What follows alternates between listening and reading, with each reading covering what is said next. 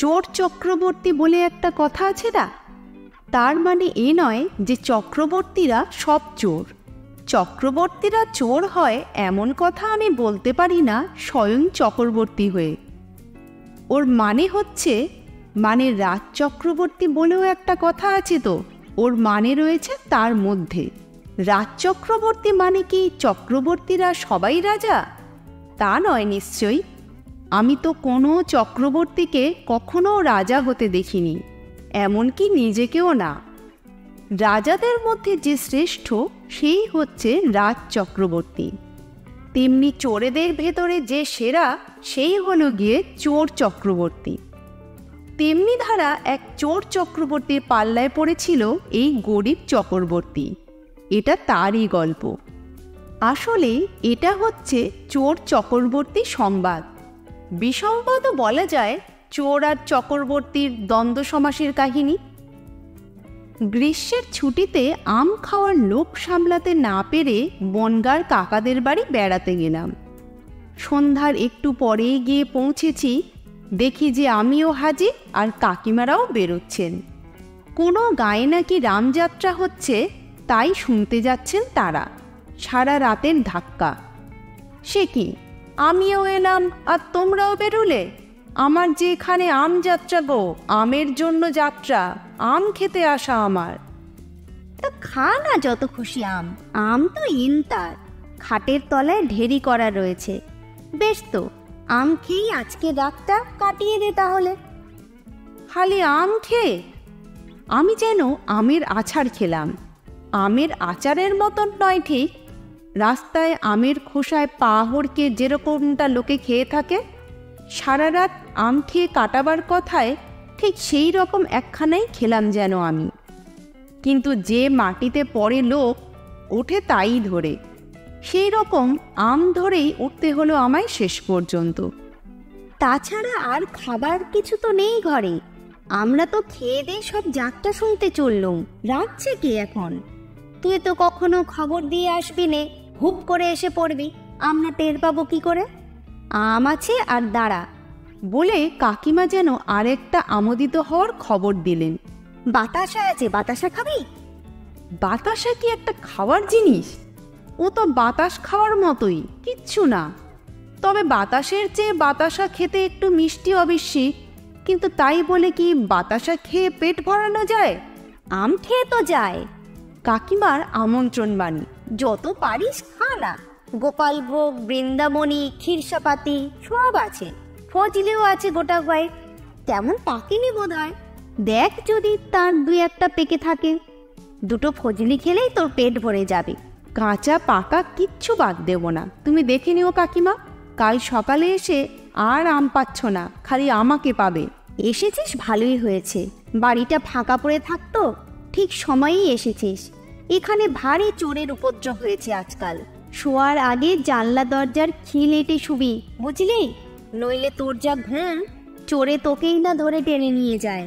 ভালো করে খিল আটিস, বুঝেছিস? সে আর বলতে হবে না, চোরের চেয়ে আমার শিয়ালকে বেশি ভয়। চোরের টান শুধু জিনিসের উপর, মানুষের উপর তার কোনো টান নেই।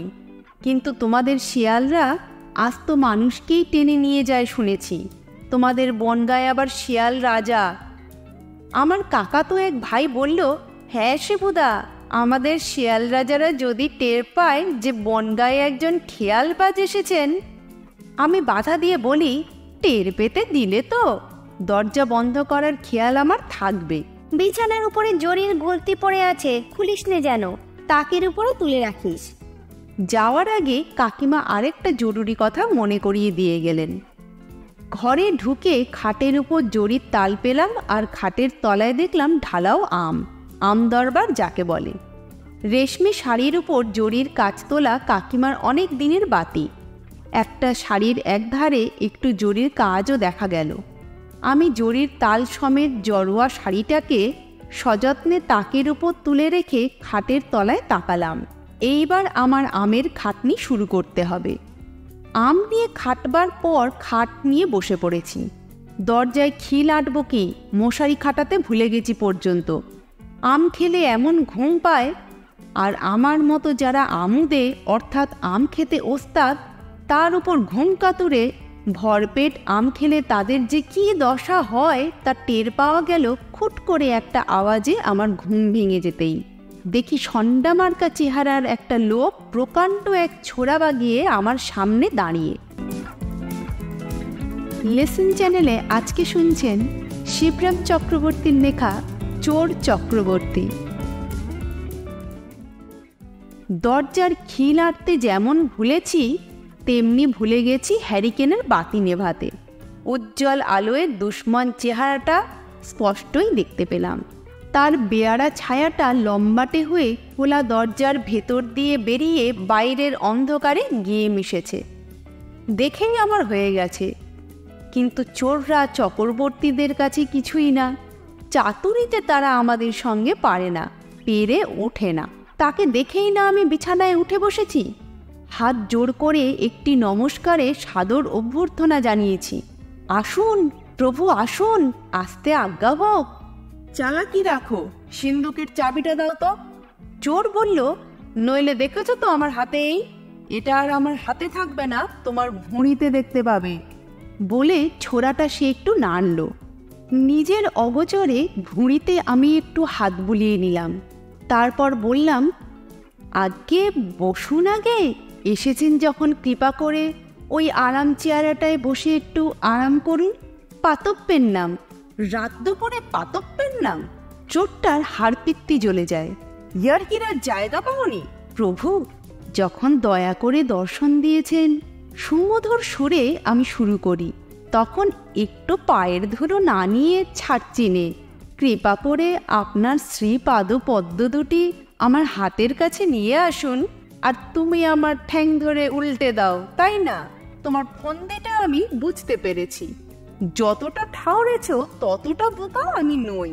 প্রভু, কেন এমন করে এই অধম ভক্তের সঙ্গে ছলনা করছেন? আমি বললাম, এইমাত্র যে স্বপ্নে আপনার দর্শন পেলাম, দেখা দিয়ে আপনি বললেন, আমিই তোর ইষ্টদেব, এই রূপে অচিরেই তোকে আমি দেখা দেব, তোর যথা সর্বস্ব তুই আমায় দিবি। এই একটু আগেই তো আপনাকে আমি দেখেছি আমার স্বপ্নে, ঠিক এই মুখ, এই চোখ, এই ছিরি। আমার কি ভুল হতে পারে? প্রভুর কথা কি মিথ্যে হতে পারে কখনো? এই মুখ, এই ছিরি তুমি একটু আগে দেখেছ? সে বেশ অবাক হয়। একটু আগেই তো দেখলাম।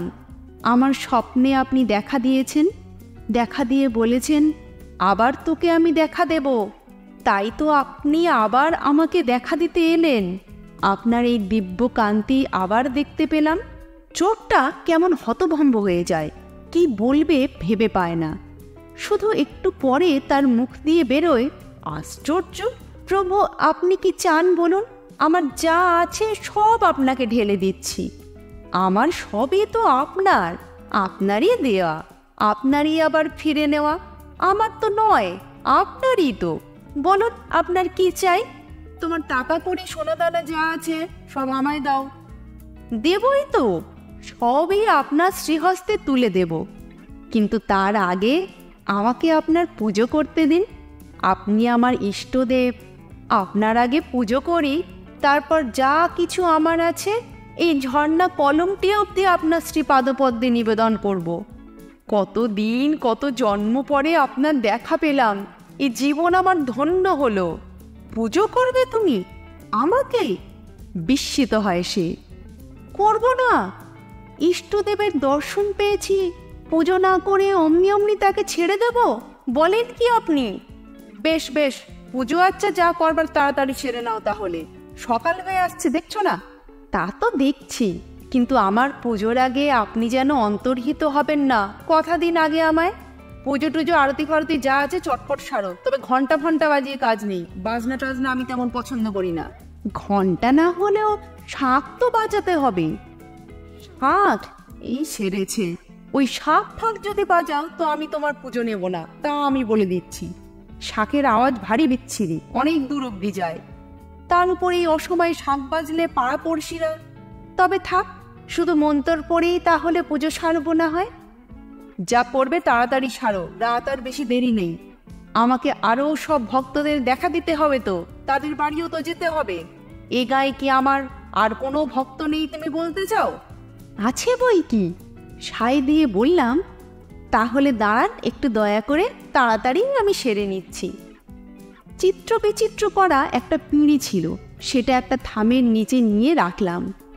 দাঁড়ান প্রভু এর উপরে, ত্রিভঙ্গ হয়ে দাঁড়ান, ত্রিভঙ্গ মুরারি হয়ে, আপনার নিজ মূর্তি ধারণ করে। ত্রিভঙ্গ ঠামে দাঁড়িয়ে এসে বলল, বাঁশিও বাজাতে হবে নাকি? বাঁশি আমি বাজাতে পারি, কিন্তু বাঁশি তো এখন আমার সঙ্গে নেই। কাকিমার পুজোর ঘর থেকে কোষাকুষি পঞ্চপ্রদীপ, চাল, কলা, নৈবেদ্য সব এনে হাজির করা গেল। নম নম বলে তার পায়ে এক কুশি জল দিতেই সে খুশি হয়ে উঠল। কি চন্নামৃতও দিতে হবে নাকি? তাও খাবে নাকি একটু? খাবো বই কি, চন্নামৃত খাবো না, কিন্তু তার আগে আমার প্রদক্ষিণটা সেরে নিই প্রথমে। ষোড়োপচারে পুজোর আগে দেবতাকে 108 বার প্রদক্ষিণ করা আমাদের নিয়ম। সুতো জড়িয়ে ঘুরতে হয়, কিন্তু অত সুতো এখন আমি পাই কোথায়? সুতো না হলে বুঝি হবে না? এই নতুন সূত্রপাতে তাকে বিচলিত দেখা যায়। ভারী ফ্যাসাদ বাঁধালে তো দেখছি, এত রাতে এখন সুতো কোথায় পাবে? খুঁজে দেখি বলে খুঁজতে গিয়ে জরির গুলতিটা পাই। এতেই হবে, এই সোনালি সুতোতেই হয়ে যাবে, ভালোই হবে। আরও দেব অঙ্গে সোনাই ভালো মানায়। নিন, আপনি জরির এই খুঁটটা ধরুন, বেশ শক্ত করে ধরে থাকুন। আমি ঘুরে ঘুরে মন্ত্র পড়ি আর আপনাকে 108 বার প্রদক্ষিণ করি। 1 2 করে আপনি গুনে যাবেন 108 পর্যন্ত, বুঝেছেন? তুমি গুনতে পারবে না? নিজের গুণপনা দেখাতে সে নারাজ। আমি যে মন্ত্র আওড়াবো, গুনবো কি করে? বেশ, তাহলে আমি গুনছি, শুরু করো চটপট। গুলতির খুলতির দিকের খুঁটটা সে ধরে থাকলো, আর আমি জরির গুলতিটা নিয়ে খুঁটের সঙ্গে জড়িত করে তাকে প্রদক্ষিণ করতে শুরু করলাম। আর পুজোর সমস্ত খুঁটিনাটি বজায় রেখে তার সঙ্গে সঙ্গে আমার মন্ত্রপাঠও চলল। মাসমেকং নরং জাতি দো মাসং মৃগশুকরং পোষ্য সিংহ মদনোন্মত্ত শশকেন নিপাতিত নমস্তস্যৈ নমস্তস্যৈ নমস্তস্যৈ নমো নমো। আর চোরটা মন্ত্রমুগ্ধ হয়ে গুনে যেতে লাগলো। 1 2 3 4 27 28 52 53 75 76 107 108। ব্যাস, ঢিপ করে ঠাকুরকে একটা প্রণাম ঠুকে আমি বলে উঠলাম, প্রভু, আমার পুজো খতম। এইবার আপনি দয়া করে আমার সঙ্গে চলুন, আসুন আমাদের মালখানায়।